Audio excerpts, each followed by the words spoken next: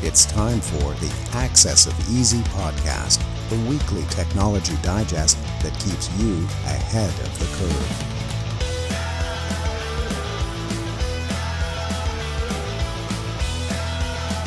Brought to you by EasyDNS.com.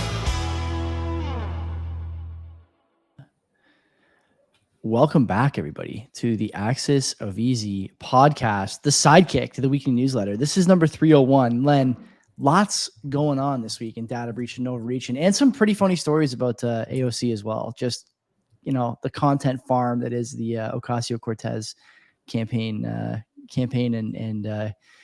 representation duration here. I'm lost for words. It's been a long day. What's going on over there? How are you?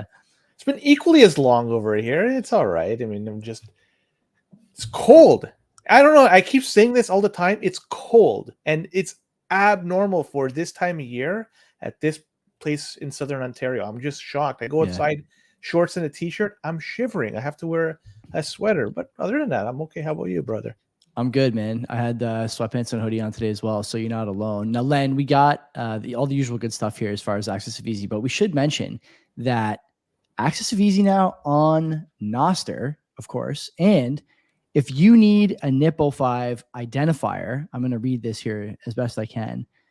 Easy Nostr for WordPress can help you with that. So if you want to be verified, I think is the right parlance there, Len, the right nomenclature. Yeah, it's a name verification, so you could identify the person to be who they are. It's almost like a blue check mark, but somewhat along those lines, but not exactly that. So that way you could follow somebody, you could ensure who it is that they are. Or the NIP05 is more of an identifier for who the person is on Nostr.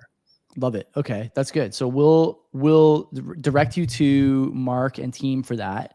I don't often shill Len on this show, but Len is also like a big Nostr expert. So if you have a question, I don't want to say that you'll help Len, but you'll at least maybe try to help people if they have a question. You've been great help to me and to many others in the Bitcoin space. So I'm sure you could help if need be as well.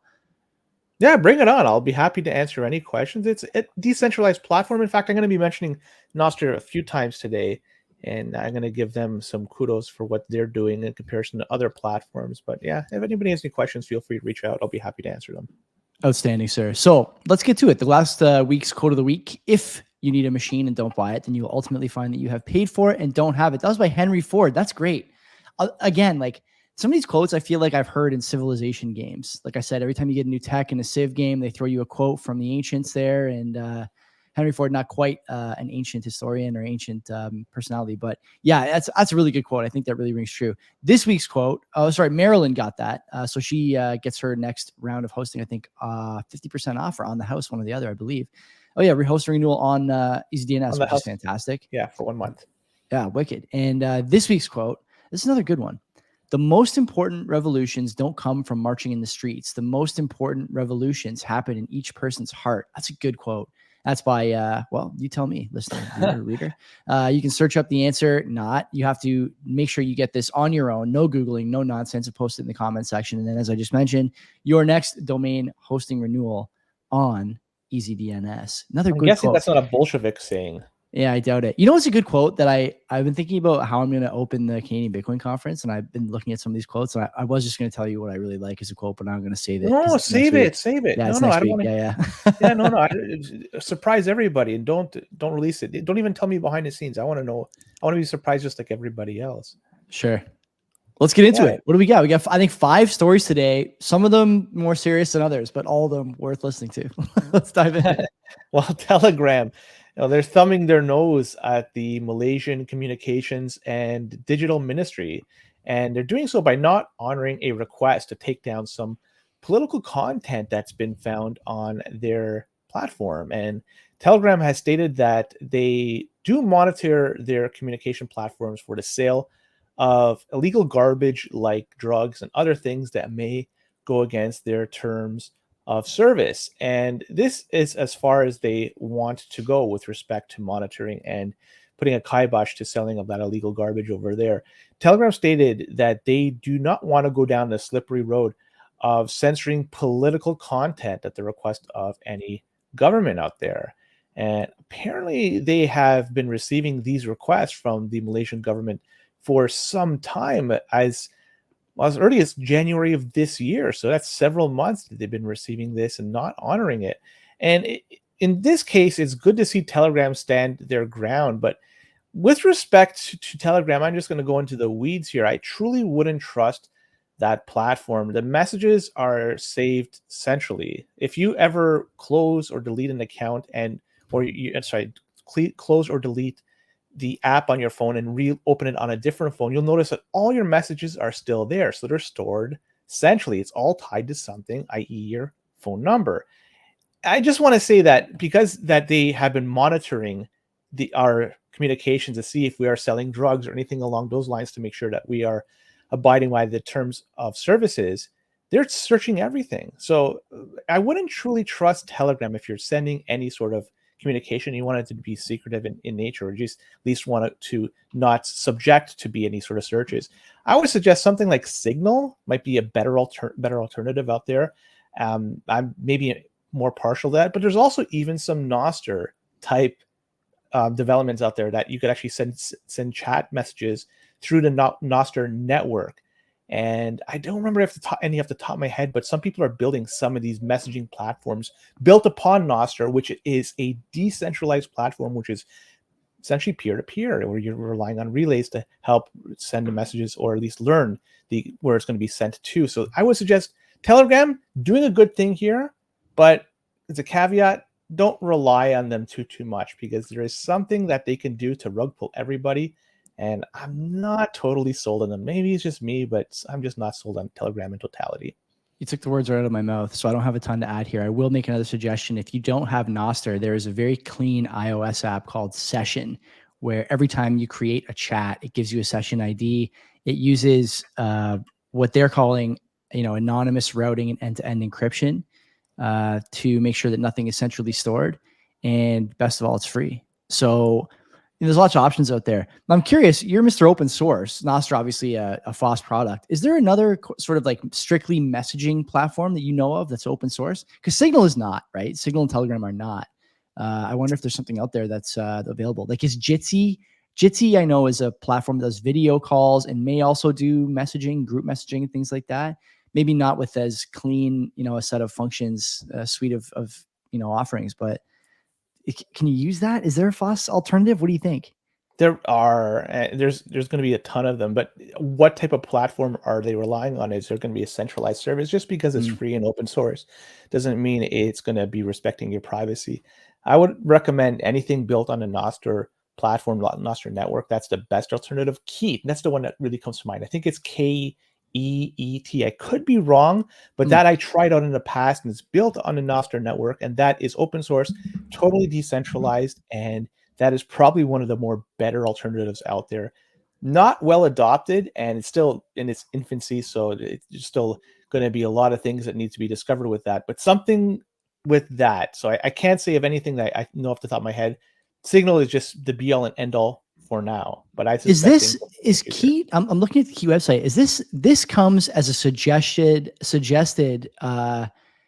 repo when you use Linux, right? This is one of their alternatives to, I think it is. The logo looks very familiar to me, and I've done Linux a few times in the past. You don't know which flavor of Linux? Linux. I was using Ubuntu. I've used Ubuntu. I've used Jolly Cloud back in the day. There's a throwback for you. I don't even know if you know about that one. That's a long time ago. Yeah. I don't know. I used to work at a place where we got a lot of computers and messed around with them for, shits and giggles. But yeah, anyway, so lots of opportunities here for fun and excitement if you like trying new messaging apps. But like Len said, open source is key. Decentralization is key. You don't want anything stored long-term. That's for sure. Yeah. Well, let's move on. And Twitter, it looks like they're going the opposite direction of Telegram, and Twitter is bowing down to governments regarding censorship demands. And Elon Musk was out there claiming that Twitter had no choice, and this was too much of the disappointment of people who were cheering when he bought Twitter. And at the time, he was proclaiming that Twitter would be a platform for free speech.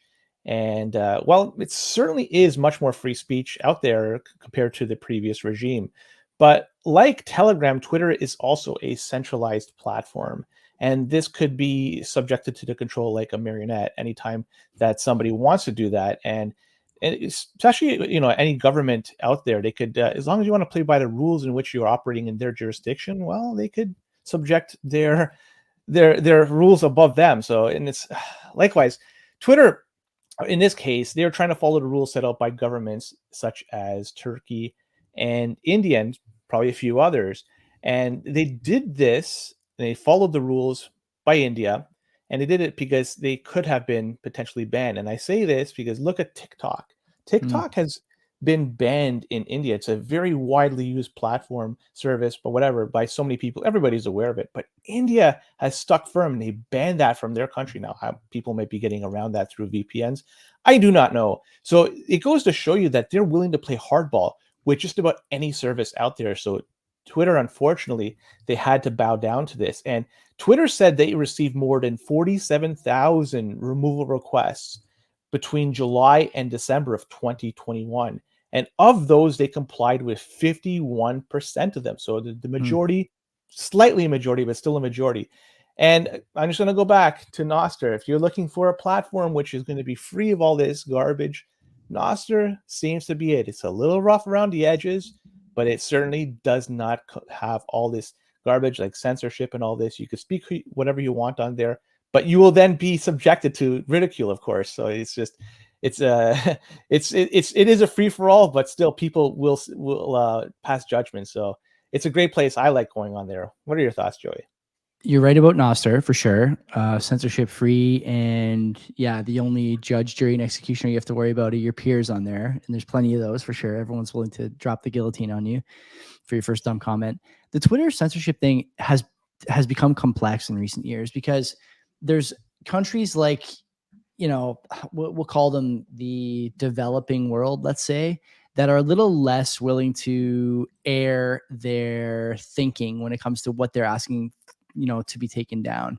Political opponents are censored or silenced. We've seen documents from different regimes or about different regimes, I should say, being asked to be removed from the platform. Then you look over here at Canada, the US, some European countries as well, I'm sure. And what we have is a sort of intentionally vague and obfuscated, a vague sort of tip of the spear about why something has to be taken down, what has to be taken down, and who's allowed to post certain things. You'll remember, of course, that CNN over the years has published many leaked documents when they were conveniently targeting adversaries of the current, owner of CNN or the current administration, CNN supported. And then there's been other times where Twitter has taken down, sort of most critically and top of mind again today somehow, the Hunter Biden laptop photos, right? For many, many years, those photos were removed from the internet. And now here we are 3 years after that election. And those pictures are not only available online, they're available on Twitter, and they're legit. And, you've kind of seen the unraveling of this security state and, dare I say, deep state attempt to silence what would have been, in my view, and probably the view of most rational people, a significant election influencing moment, and definitely an influential cache of photos. I'll say that. It's hard for Twitter to make a good decision here, because I think that you have to be probably a free speech absolutist in these cases. And I don't think that's ever going to happen on a platform that size. It's just not going to. When you rely on advertising dollars and when you rely on people coming to your platform, and when there's alternatives starting to pop up, whether it's the Substack Notes app, which you didn't mention, but is sort of a key recent entry into this ecosystem, or something like Nostr, or even Len, Reddit does a pretty good job with this too. They're going to add something like Twitter, I am sure, in the next year or so, because it seems like there's a lot of opportunity to disrupt that platform for people who don't want the free speech absolutism. So you can go that route, but I think that ship has sailed. Or you can go the other route where I guess, like Elon is saying, you just take down whatever modern governments want you to take down because you don't want the smoke. And the solution at the end of the day, Len, I think, is going to be that there's divisions and clear battle lines and just lines in terms of user adoption for these platforms. I go on Nostr for some things that I want to see related to Bitcoin that I know I'll have a hard time finding amidst all the noise on Twitter. And I go to Twitter for things that I know Nostr's not going to have.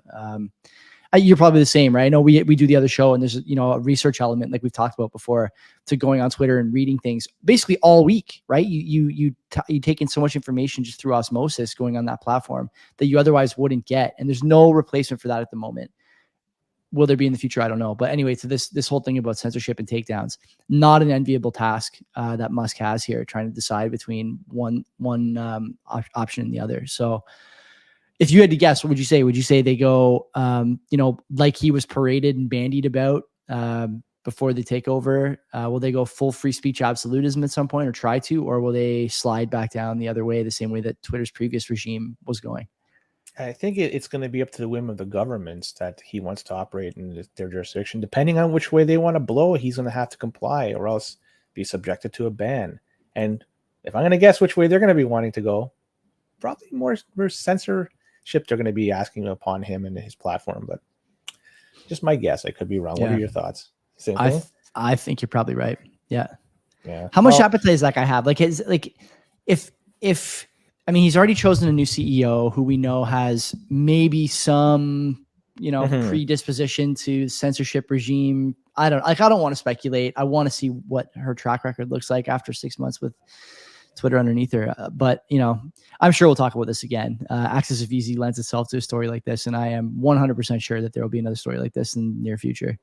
You know, the thing is, you never really know, especially if the algorithm gets tweaked slightly. And if it's done so a little bit over a long period of time, it's hard to notice. And he celebrated sharing it, right? Remember, he shared that whole data set and the diagrams and the explanation and rationale. I shouldn't say rationale, the explanation and the algorithms, you know, sort of end purpose based on different tweets and engagement functions and things like that. That really, you know, maybe is like a symptom of our short attention span as a society. But what happened to that? No one really looked at that for more than a day or two, right? I don't even think we talked about it on this show. Maybe it was before we started doing this show, but you know, it seems to me like that would be an important thing to mention in a story like this. And while I don't necessarily expect CNN to pick that up, I do, which is where the story is sourced. I would expect someone on Twitter to reference that and be able to connect some dots. And I haven't seen that either. So I don't know. Well, let's keep moving on. And this is another censorship type story. And there was, past tense, an AOC parody account on Twitter, because now it is no more. It was getting a lot of traction, and the last time I saw it, it was up to a little bit over 250,000 followers. And well, depending on which way you lean politically, the tweets came across as either inflammatory or comical. And the account even went so far to get a blue check mark, and surprisingly had interaction with Elon Musk. He replied to some of the tweets. And the real AOC, not the fake account, but the real AOC, was none too impressed by everything. And she even made note that she's going to be taking this up with the DOJ. And funny enough that after she said that, the account was shut down. I'm not sure why that's the case. We could probably guess, but it's just really guesswork, and we'll never really be told the truth about this. But I do want to say something, is this wasn't the first time this account was shut down. In May 2019, it was suspended for what they say impersonating the Congresswoman. So maybe that's the same reason why they're shutting it down again this time. But it's another censorship type thing. It was a whole tongue-in-cheek account, and nobody, I think, out there thought this was really AOC, but it rubbed her and probably others the wrong way, and she took it up with some very important people. If the DOJ was involved, maybe this is why Twitter decided to shut it down and just, rather than ruffle feathers, just bow down once again. I don't know. Another crazy story. True woman of the people, right? Gets upset that someone is imitating her.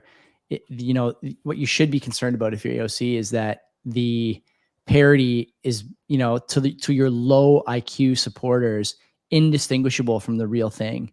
There were some great tweets on there. The only way we can stop inflation is to print more money and hand it out or whatever. And you know, it's funny for you and me because we look at that and we're like, this is, first of all, clearly a parody. It's in the name.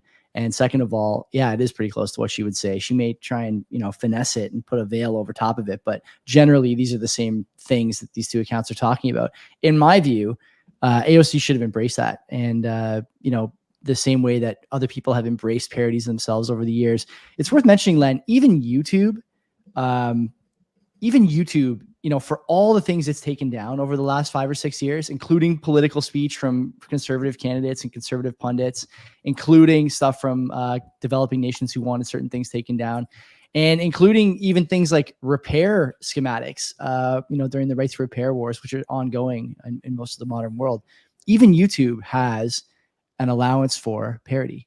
And, for YouTube to have that, and Elon of all people, if this is what happened, we're speculating a bit, but, for Twitter to have an issue with this, and for Ocasio-Cortez to, go to her friends, beg mommy and daddy to do something about it, it's shameful and disgusting. This person's not a serious person. She's not very smart. And I don't think that, she should be taken seriously. This is just another reason why politicians generally have become completely thin-skinned and unable to combat even even sort of the softest of softballs when they come their way, right? It's really, it speaks to the state of affairs in modern politics more than anything. Do you think she's ever going to run for become the Democratic nominee for president? I think she has aspirations, and I think she's got support enough, maybe not to catapult her to be there, but to cause some ruckus. I don't know. You need the support of your party. Like, think about the number of, like if you had told me that 4 years ago that she might run, I would have said, okay, maybe. But how much momentum does she really have now, right? She's a laughing stock more than anything else. She's become a meme, a caricature of herself over the last year or two, right down to the crying at the border photo that everybody photoshops over and over and over again, including for this story I saw a few times. So I don't think she's even well liked in her own party, to be honest with you. Certainly she's not well liked. She's pissed off a lot of. She's going against the establishment when she's talking about we should be banning trading, at least. Yeah. So this is, people like Pelosi, for instance, obviously, and she's well entrenched in the party, doesn't like that type of approach. So, I mean, other people may like that, that type of talk, but whatever. Let's move on, Joey. And something we've never talked about in this show is Discord. And Discord admins, looks like they were on the receiving end of a hack, and that's been causing them some grief during the month of May. And Discord, it's a platform I normally associate with gaming for some reason. I could be wrong with that, but I always associate with that. But there's also other servers on there. In fact, a good server like the Canadian Bitcoiner channel is on there, so check it out if you haven't done so. They're run by a couple of cool dudes. But anyways, the Discord admins, they were nailed after a fake reporter was going out there from an unnamed crypto-focused news outlet. I couldn't find what was a crypto-focused news outlet that he was or she was being associated with. But anyways, this fake reporter was asking for an interview from some of these admins and provided a link. And, well, we talk about this so many times, you know the rest. And this gets really funny because while the account holders that were hacked were likely sleeping, the attackers that were doing all this at night were able to gain access to the accounts, and they were posting announcements in the Discord channels about exclusive airdrops and NFT mint events. And these are scammer buzzwords. Anybody that's seen these before knows that they are truly about just pump and dumps. And they asked for people to connect their wallets to this scammer site. And in the process, they drained the wallets of all their digital assets and made everybody look foolish, from the Discord admins all the way down to the end user that were foolish enough to connect their wallets to the scammer's website. I have nothing to say about this. If you are foolish enough to do this and fall for one of these traps, it's one of those have fun staying poor type of events. And airdrop NFTs, come on, give me a break. This is not 2021. That's a 2-year-old scam, but I guess it's still prevalent today. Len, well, I'm not even going to touch this one, okay? We've said this so many times. Nigerian prince emails, if you're seeking, instant wealth vis-a-vis airdrops and NFT mints, you're the target audience. That also should mention Discord, famously one of the worst apps for privacy on the planet. Logs keystrokes, logs web activity, logs basically everything you do. It's a great app. It's, very functional and does a lot of great things. You and I use it for, the show kind of community chat. by request of the community. If it was up to us, I think we probably would have chosen something else. But it's what can you say about this? It hasn't been said already. It's standard fare, man. If you want to play dumb games, you win dumb prizes, as the saying goes. So let's leave it at that. And by now, everybody should be aware and have heard of the Twitter files. This is a Twitter-focused show, it seems. Anyways, Elon Musk's purchase of Twitter, that was the direct result, or the Twitter files is a direct result of Elon Musk's purchase. And there's absolutely no way that this would have been done under the previous management. So this is all a result of Elon Musk's purchase from Twitter. And even though all this information was leaked, it seems like it's pretty much business as usual for the people that were exposed by the Twitter files. And from all of this spawned something called the Censorship Industrial Complex. And it is made up of the Stanford Internet Observatory, the University of Washington, the Atlantic Council's Digital Forensic Research Lab, and Graphica. They also have loose ties to the Department of Defense, the CIA, and other intelligence agencies. And they all claim to be neutral expertise, in fact. And they're throwing out terms like misinformation and disinformation. We've all heard this before. And through this all, they're creating blacklists of disfavored people. And they're also demanding social media platforms to perform censorship or even de-amplify or ban certain people. Again, it's all things we talked about in this episode. I'll be honest, I have never heard of the Censorship Industrial Complex before I've read this story. So I'm going to definitely learn a little bit more about this because it's piqued my interest. And I'm curious what's going to happen from all this. Have you heard of them before, all this? Yeah, we've heard of this. Maybe not, you've heard of this too, because we've talked about it. Maybe not by that name, but there is for sure a group of organizations and probably zealous individuals who think that they just have this divine right to tell you what you can and can't watch, can and can't say, can and can't see, and can and can't hear. And this is what, again, I hate this idea of the deep state because I think it's like, tinfoily, but this is adjacent to that idea, right? That these organizations are basically unappointed. There's no term limits like there is for politicians. There's a chance, as a result, for these people to really amass power and amass favor over the course of many years, sometimes many decades. And so what we see is people's, whims and political views and views on social media and views on what people should and shouldn't say and what's good and bad for, the development of a modern state, a modern democratic state. They leak into policy decisions. If that was the only problem, that would be bad enough. But the bigger problem, like the story mentions, and Schellenberger's mentioned this before, the bigger problem is that none of this stuff is transparent. It's not a policy decision. It's a backroom decision. It's two guys in an elevator deciding they're not going to allow something. It's Twitter and Google and Facebook and Instagram deciding on the same day that anything that's covering the New York Post story about Hunter Biden's laptop isn't going to be allowed on. And until the New York Post apologizes, they're banned. They can't talk. They can't even talk about talking about it. They're banned. We're seeing this in a number of different places over the years. And, to your point about what's going to happen next, or to your question about what's going to happen next, honestly, Len, one of the reasons I think that Twitter is going to be in for some, sort of friction-filled times is because there's a huge chunk of the political sphere in terms of these power brokers that relies on a network like Twitter to remain in power, to keep their position at sort of the top of the food chain. And Twitter doesn't look like is going to continue to allow that. They're going to allow at least open debate about things like, dare I say, gender ideologies, dare I say, the Ukraine war, dare I say things like, deficit spending even, right? Deficit spending is right now in the ether for the first time in a long time. And the public was shocked by it during COVID and since by the inflation. And we may be approaching another period where they're shocked by it again.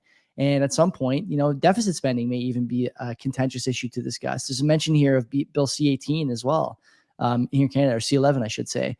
A lot of people are thinking about this now. And in my view, that's a sign that the people in power, or the people, I shouldn't say people in power because it's not all the people in power, but the people who use these platforms nefariously to suppress opposition are looking at alternatives. And the alternatives are one of two things, right? It's either bang on Elon's door every time something comes up that you don't like, or it's start a new platform and try and get everyone over there. Network effects are hard to overcome, as we know, and Twitter's got a great one. But all the same, Len, taking it lying down, probably not an option. So when you ask what's next, I would say something, not nothing. That's for damn sure. Very broad hits in general. I'll take that. But anyways, well, that was a good rip, Joey. A lot to talk about. And that quote, you know what? I'm gonna Google it myself. I'm not gonna say you're not allowed. You can't. You can't. I could do. I'm not into running. It doesn't matter if you submit or not. No Googling. In fact, you can't Google anything from now on. You're not allowed. You got to find an open source alternative. I'm using Bing. Great. Does anybody use Bing? I don't know. From Microsoft. I'm still an Ask Jeeves type guy. So. I like Profusion personally. That's a throwback to the search engine days, buddy. That was a big one in elementary school. Anyways, okay. God bless everyone. Take care. We'll see you next week. Take care.